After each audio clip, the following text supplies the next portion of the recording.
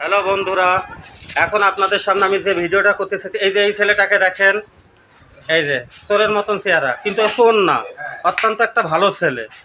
ঠিক আছে, কিরাম নাদুস নদুস দেখতে, কিন্তু ওর একটা অপরাধ আছে। বডিটা দেখাও তো, দেখাও বডি, এটা দেখাও। প্যান্টটা তো নিচে খান, প্যান্টটা উঁচাও, উঁচা করে প্যান্টটা। হুম, আরও তোলো। ওকে। হুম হুম নাও, এবার তুমি তোমার ডিউটি শুরু করো।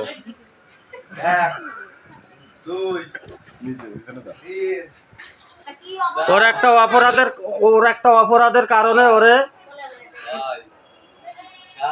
ওরে কান ধরে উদ্বাস করানো হচ্ছে। ওর অপরাধ হলো এটাই, আমাদের এই সাইডের থেকে কয়লা চুরি করে।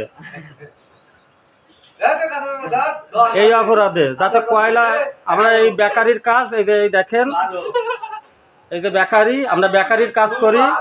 এখান থেকে যে কয়লাগুলো উৎপাদন করা হয়, তো সেই কয়লা চুরি করে।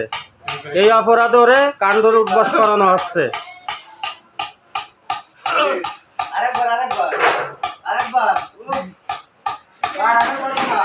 আমি আর করব না।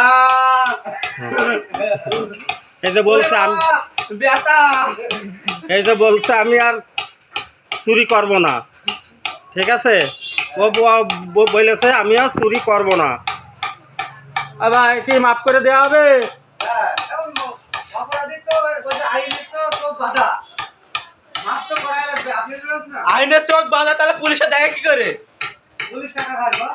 হ্যাঁ, পুলিশের মতন লোক একটা এই দুনিয়ায় নেই।